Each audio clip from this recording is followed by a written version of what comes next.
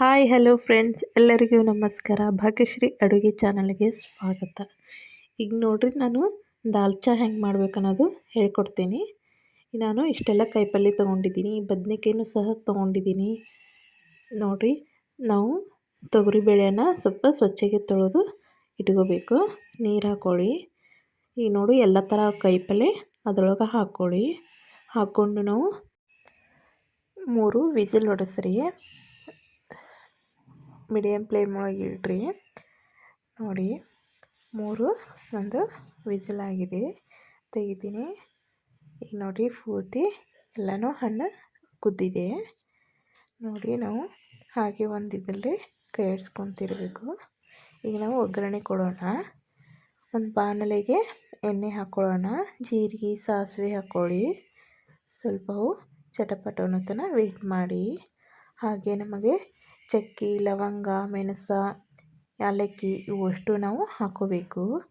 ಕರಿಬೇವು ಹಾಕ್ಕೊಳ್ಳಿ. ಮತ್ತು ಬೆಳ್ಳುಳ್ಳಿ ಪೇಸ್ಟ್ ಹಾಕ್ಕೊಳ್ಳಿ. ಹಾಕ್ಕೊಂಡು ಫ್ರೈ ಮಾಡ್ಕೊಳ್ಳಿ. ಸ್ವಲ್ಪ ಈರುಳ್ಳಿ ಹಾಕ್ಕೊಳ್ಳಿ. ಒಂದೇ ಈರುಳ್ಳಿ ಹಾಕ್ಕೊಳ್ಳಿ. ನೋಡಿ, ಹಾಕ್ಕೊಂಡು ಸ್ವಲ್ಪ ಈರುಳ್ಳಿನ ಸ್ವಲ್ಪ ಕೆಂಪಗಾಗೋವರೆಗೂ ವೇಟ್ ಮಾಡಬೇಕು.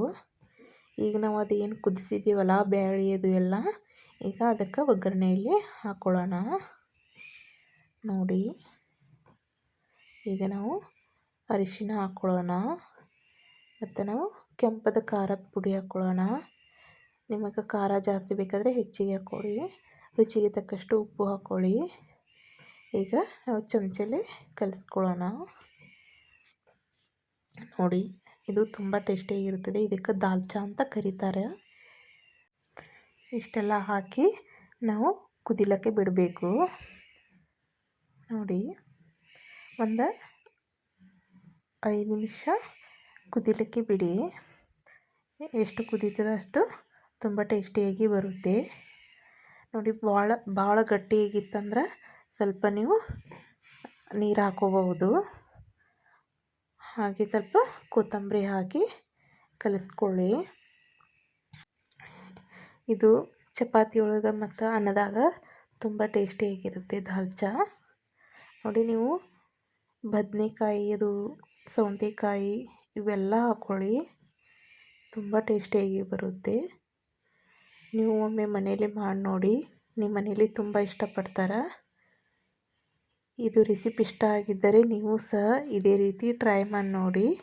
ಹೇಗೆ ಬಂತು ಎಂಬುದು ಕಮೆಂಟ್ ಮೂಲಕ ತಿಳಿಸಿ. ಭಾಗ್ಯಶ್ರೀ ಅಡುಗೆ ಚಾನಲ್ಗೆ ಸಬ್ಸ್ಕ್ರೈಬ್ ಮಾಡಿ, ಶೇರ್ ಮಾಡಿ, ಲೈಕ್ ಮಾಡಿ. ನನ್ನ ವಿಡಿಯೋ ನೋಡಿದ್ದಕ್ಕೆ ಎಲ್ಲರಿಗೂ ಧನ್ಯವಾದಗಳು.